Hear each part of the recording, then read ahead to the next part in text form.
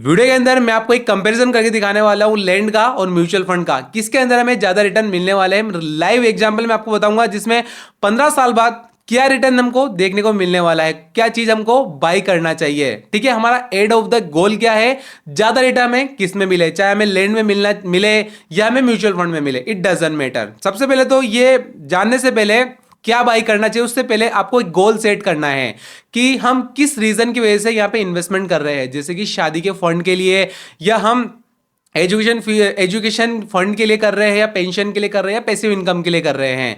वो आप पहले से डिसाइड कर लेना है ना। उसके बाद अब मैं आपको सबसे पहले ले चलता हूं, आगे हम आते हैं।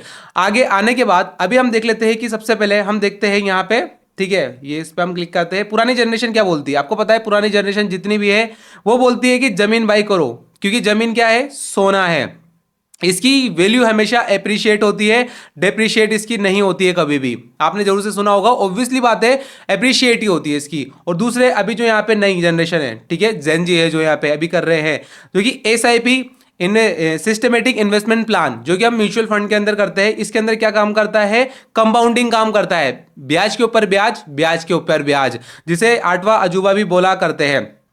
ठीक है, लेकिन सच क्या है आज हम डिकोड करने वाले हैं। सबसे पहले मैं आपको एक चीज बता देता हूं कि मैंने देखा है म्यूचुअल फंड से भी करोड़ों रुपए कमाते हुए और लैंड से भी करोड़ रुपए कमाते हुए, दोनों ही करोड़ रुपए तो आपको कमा के देंगे, लेकिन लॉन्ग टर्म में कमा के देंगे, है ना। ये चीज आप ध्यान रखना, लेकिन बहुत सारे फैक्टर्स होते हैं इसके अंदर जो कि आपको जानना जरूरी है। वही चीज आपको भी कंपैरिजन के अंदर देखने को मिलने वाली है। और हाँ, जो मैं आपको अब इसके अंदर लैंड बताने वाला हूं ना, वो हम ऐसा नहीं कि हम कोई रियल एस्टेट जैसे कि अपार्टमेंट बताएंगे, आपको फ्लैट बताने वाले हैं, या कमर्शियल जैसे कि ऑफिस हो गया, वेयर हाउसेस, ये नहीं बताएंगे, ओनली वो लैंड।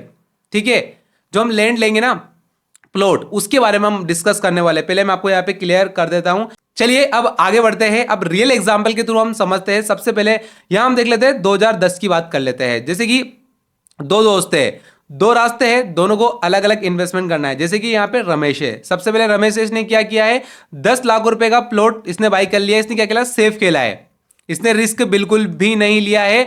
अभी उसके बाद देख लेते हैं हम सुरेश। सुरेश ने क्या किया है, 10 लाख रुपए इसने एसआईपी में डाल दिए, स्मार्ट प्ले, जो कि अभी के टाइम पे अभी सबसे ज्यादा कर रहे हैं। ठीक है, दोनों के यहाँ पे पोटेंशियल इक्वल था, दोनों के पास टाइम भी कितना था, 15 साल हम लेके चलने वाले हैं अभी यहाँ पे, और दोनों का अमाउंट भी इक्वल है, लेकिन अलग अलग इन्वेस्टमेंट क्या है अभी हम यहाँ पे देखने वाले हैं कि दोनों का क्या रिटर्न रहने वाला है। यह रहा आपके सामने 15 साल बाद का रिटर्न। जैसे कि आपको देखने को मिल रहा होगा कौन जीता।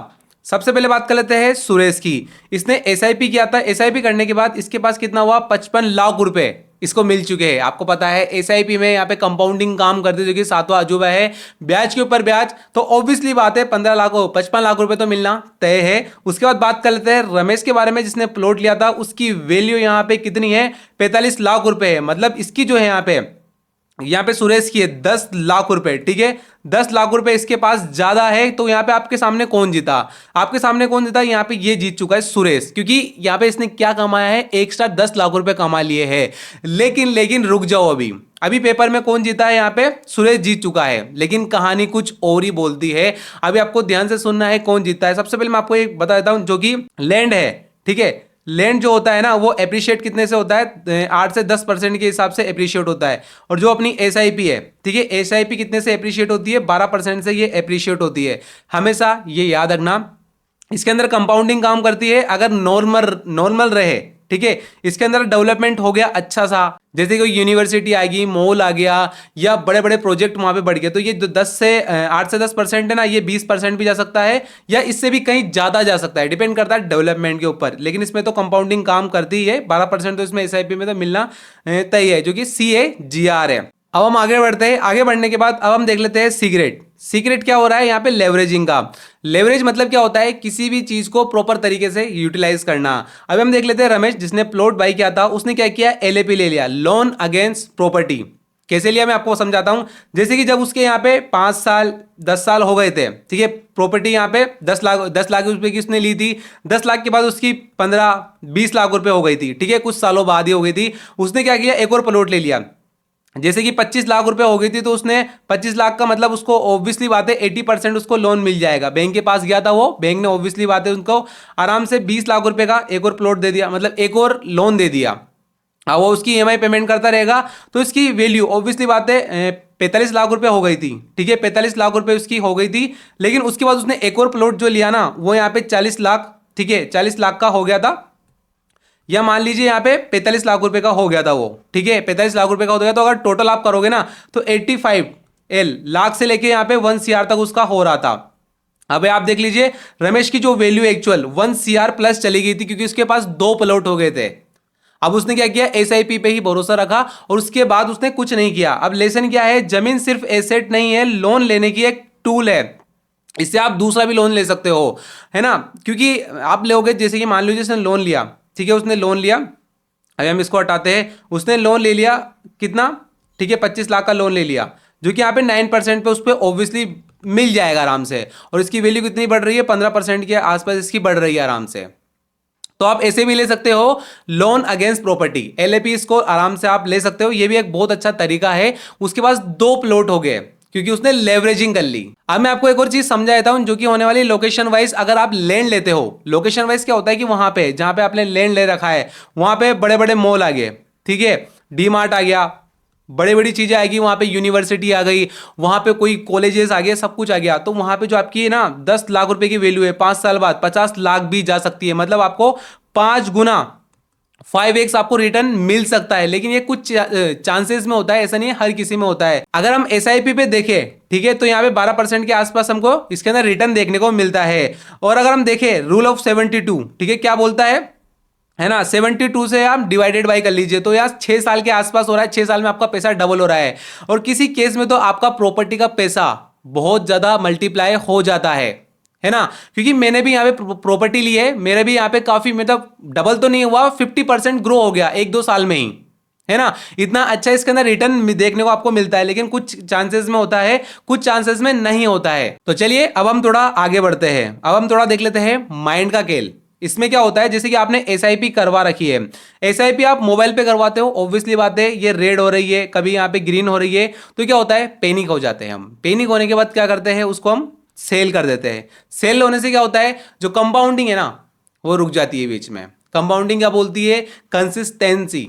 Consistency is the key of success, जो यहाँ पे रूल है। लेकिन इसमें भी यही काम करता है, ब्याज के ऊपर ब्याज जब भी काम करेगा तब आप रेगुलर रहोगे।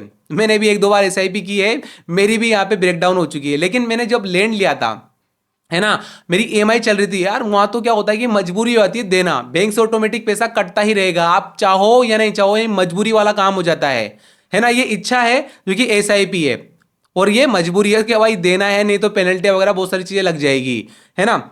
जैसे कि जमीन है, और क्या होता है, जमीन क्या होती है, पीस ऑफ माइंड है ना, शांति मिलती है कि यार कि यार मेरे को लैंड ले लिया, घर वाले भी आपसे बोलते हैं कि आपने लैंड ले लिया है यार, ठीक है हमारे पास लैंड है, ठीक है। हमारे बड़े बुजुर्ग भी यही कहते थे यार, लैंड तो होना जरूरी है, हमारे पास लैंड सोना है, ये सब कुछ है। मेरे घर वाले भी बस बोलते कि यार हमारा प्लॉट है, हमारा प्लॉट है, कभी नहीं बोलते कि एसआईपी है, म्यूचुअल फंड है, क्योंकि ये जानते ही नहीं है इतना। तो ये चीज होती है। और समाज में भी होता है कि यार रिश्तेदारों में, समाज में भी उसकी, कि यार इनके पास लैंड है, प्रॉपर्टीज है। म्यूचुअल फंड कोई नहीं बोलता अभी के टाइम पे, कोई चार्ट नहीं होता, कोई टेंशन नहीं होती, तो इसे बोलते हैं फोर्स डिसिप्लिन। जमीन के अंदर आता है, एसआईपी में नहीं आता है। चलिए हम थोड़ा आगे बढ़ते हैं। आगे बढ़ने के बाद हम देखते हैं जमीन का काला सच। अभी मैंने बहुत तारीफ कर ली जमीन के बारे में, लेकिन इसके बारे में भी देख लेते हैं, इसके अंदर क्या होता है, इसके कॉन्स क्या है। जैसे कि सबसे पहले देख लेते हैं हम इसकी लिक्विडिटी। मान लीजिए क्राइसिस आ गया, जो कि कोरोना आया, कभी कभी यहाँ पे मान लीजिए अभी यूएस, अभी ईरान चल रहा है, यहाँ पे वॉर चल रहा है, कभी कभी पैसों की जरूरत हो जाती है हमको यहाँ पे किसी भी रीजन की वजह से, तो हम रातों रात इसको नहीं सेल कर सकते, पैसे चाहिए तो उसको हम, ऐसा नहीं कि जो यहाँ पे हमारे पास प्लॉट है ना, प्लॉट है यहाँ पे, उसका एक पार्ट सेल कर दे, ठीक है। जैसे कि 10 लाख का है तो 1 लाख रुपए का प्लॉट हम सेल कर दे, ऐसा हो ही नहीं सकता है। तो लिक्विडिटी तो बहुत कम है इसके अंदर। अभी उसके बाद लीगल फंड है बहुत ज्यादा है, जैसे कि कागज है, रजिस्ट्री है, और ब्रोकर का यहाँ पे चक्कर बहुत ज्यादा होते हैं। रूल 5 से 10 साल की सेविंग है तो जमीन अवॉइड करो, ठीक है। और इसके अंदर रूल क्या बोलता है, अगर आपकी सेविंग 5,000 है, 10,000 है, तो जमीन अवॉइड करो। जमीन के लिए चाहिए मोटा पैसा। आपके पास 10 लाख है, 50 लाख है, 1 करोड़ है, यार अभी के टाइम पे जमीन बहुत ज्यादा महंगी हो चुकी है। 10-20 लाख रुपए में तो कुछ होता ही नहीं है। अगर आप यहाँ पे लोन पे भी ले रहे हो तो 20% डाउन पेमेंट चाहिए आपको। 50 लाख का आप प्लॉट ले रहे हो ना, तो जैसे कि 50 लाख है, ठीक है, उसका आप प्लॉट ले रहे हो ना, तो 20% तो आपको यहाँ पे डाउन पेमेंट चाहिए, क्योंकि 80% तक बैंक आपको लोन दे देगा। जैसे कि इसके पास मतलब 10 लाख रुपए तो आपके पास होने ही चाहिए, और मैं आपको जो लैंड है उसके बारे में थोड़ा समझाता हूं। जैसे कि अगर हम लेते हैं इसके अंदर, तो इसके अंदर लगती है स्टैम्प ड्यूटी, ठीक है, स्टैम्प यहाँ पे ड्यूटी इसके अंदर लगती है, कितनी लगती है, 5 से 8% इसके अंदर लगती है ना। और उसके बाद इसके अंदर लगती है आर फीस, ठीक है, आर फीस इसकी क्या होती है, रजिस्ट्रेशन फीस, जो कि यहाँ पे 1% होती है। चलिए एग्जाम्पल से समझाता हूं। अगर हम लैंड लेते हैं, ठीक है, 1 CR का, तो यहाँ पे 5 से 8 लाख किस में चले जाएंगे, स्टैम्प ड्यूटी में हमारे चले जाएंगे। उसके बाद आर फीस जो कि होने वाली 1 लाख रुपीज की, ठीक है, 1 लाख रुपीज की हमारी आर फीस इसके अंदर हो चुकी है। मतलब आपका मान लीजिए 7 से 8 लाख रुपए, 7 लाख रुपए तो ओनली फॉर आपके इसी में ही चल जाएंगे। 7% तो वैसे ही आपका कम हो गया प्लॉट यहाँ पे जब आप ले रहे हो स्टार्टिंग में ही। लेकिन ऐसा में ऐसा नहीं होता है, वहां पे आपका जो वैल्यू है ना वो उतनी ही रहती है। लेकिन उसके अंदर आपको लॉन्ग टर्म में यहाँ पे गेन टैक्स देना होता है, जो कि जो प्रॉफिट करते हैं उस पर आपको टैक्स देना होता है, ना कि आपको कैपिटल पे देना होता है। लेकिन उसके अंदर भी 1,20,000 आपके माफ हो जाते हैं, जो कि आप गवर्नमेंट देती है, हर साल छूट देती है इसके अंदर। तो ये इसके कौन से ही है, ये जमीन के कौन से मोटा अमाउंट है तो आप इसके अंदर जाइए, अदरवाइज नहीं है अमाउंट मोटा तो इसके अंदर मत जाइए। चलिए हम थोड़ा आगे बढ़ते हैं। आगे जाने के बाद एक्स्ट्रा तैयारी आपको क्या करनी है, स्ट्रेटजीज। जैसे कि बहुत सारे बोलते हैं कि यार हमको तो लैंड चाहिए और हमको एसआईपी भी करना है, कंफ्यूजन है। तीसरा ऑप्शन क्या है, रीट्स, REITs, real estate investment trust. ये क्या होते हैं, ये आपका पैसा लैंड में लगाते हैं, कमर्शियल लैंड्स में लगाते हैं, कमर्शियल जो बड़े बड़े प्रोजेक्ट होते हैं, है ना, ऑफिसेस होते हैं बड़े बड़े, वहां पे मॉल्स वगैरह बनाते हैं, वहां पे आपका लगाते हैं। स्टॉक्स होते हैं एक्चुअली ये, जिसमें आप 100 रुपये से स्टार्ट कर सकते हो, जैसे कि REIT, जैसे कि आपको ये फुल फॉर्म रही। छोटे छोटे अमाउंट से आप कर सकते हो, 100 रुपीज से कर सकते हो, या 500 रुपीज से आप इसके अंदर इन्वेस्टमेंट कर सकते हो। और इसके अंदर आपको क्या है, कमर्शियल लिक्विडिटी बहुत ज़्यादा इसके अंदर होती है। जब आपका मन करे जब आप इसको सेल कर सकते हो। रेंट इसके अंदर आपको मिल जाता है 3%, 4%, 2% डिविडेंड ईल्ड आपको मिलता रहता है। मतलब एक तरह से मान लीजिए आपको रेंटल ईल्ड मिल रहा है आपके अकाउंट में, और आपकी जो वैल्यू है स्टॉक्स की वो भी एप्रिशिएट होती रहती है। जो बहुत सारे कंफ्यूज होंगे ना, यार मेरे को तो लैंड ही चाहिए और एसआईपी भी करना है, ये काम कर सकते हो। ये तीसरा ऑप्शन है जो कि कंफ्यूजन हो रहा है, जो कंफ्यूज हो रहा है, ये उनके लिए है। चलिए थोड़ा हम आगे बढ़ते हैं। आगे बढ़ने के बाद हम थोड़ा देखते हैं स्ट्रेटजीज के बारे में, क्या स्ट्रेटजी हमारी होना चाहिए।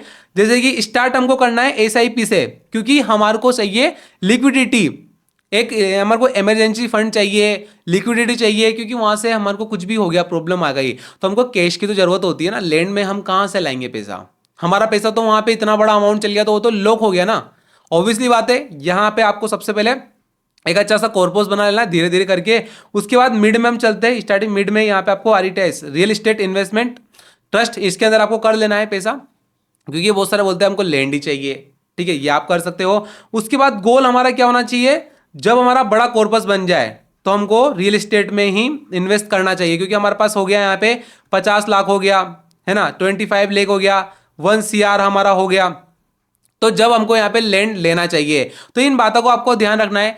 हर किसी के प्रो है कौन से, है ना, ऐसे नहीं कि हर किसी के फायदे ही है, नुकसान भी है, ठीक है। बोलते हैं बहुत सारे कि लैंड की वैल्यू एप्रिशिएट होती है अगर आपने गलत जगह ले ली, है ना, जैसे कि हाई टेंशन जगह ले ली, आपने ऐसी जगह ले ली जहां पे विवाद चल रहा है भाइयों का, वहां पे आपके इशू हो जाएंगे, है ना, सेल भी नहीं कर सकते। और आप हमारे यहाँ पे एरिया में अभी क्या हुआ, एक ही प्लॉट को 10 लोगों को बेच दिया, उसका केस चल रहा है, कहां पे चल रहा है, कोर्ट में चल रहा है, वो तो अटक गए ना आपके पैसे तो।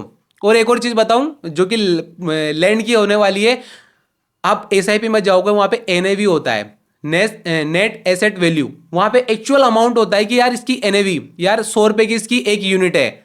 लैंड की कहीं एक्चुअल वैल्यू नहीं है, कहीं लिखा हुआ नहीं है, गवर्नमेंट ने आपको डिसाइड नहीं कर रखा कि इसकी 1 बीघा या 1 स्क्वायर फीट यहाँ पे 1,000 रुपए का आएगा, है ना। कोई आया यार आपकी 50 लाख रुपए की वैल्यू है आपके प्लॉट की, बोल रहा किसी ने आया यहाँ पे बायर मैं तो 45 लाख रुपए दूंगा, या टेबल पे बात हुई 2 लाख रुपए आपकी गिरा दिए। उसके बाद यहाँ पे 2 लाख रुपए तो आपके गिरा ही दिए, ठीक है। उसके बाद यहाँ पे जो ब्रोकर होता है, ठीक है, ब्रोकर जो होता है 1% आपसे लेगा, 1 CR है, ठीक है आपका, तो 1 लाख रुपए तो यहाँ पे ब्रोकर के, 1 लाख रुपए तो यहाँ पे ब्रोकर के ही चले गए, ये भी इसका यहाँ पे नुकसान है। बहुत सारी चीजें होती है जो कि आपको देखना बहुत ज्यादा जरूरी है। अभी मैंने आपको अल्टीमेट गोल आपको बता दिया, इन्वेस्टमेंट करना है हमारा और हमको ग्रो करना है, ये चीजें है। बड़ा अमाउंट है तो डाल दीजिए यहाँ पे प्लॉट में, छोटा अमाउंट है तो आप एसआईपी कर सकते हो जो कि म्यूचुअल फंड में होने वाला है।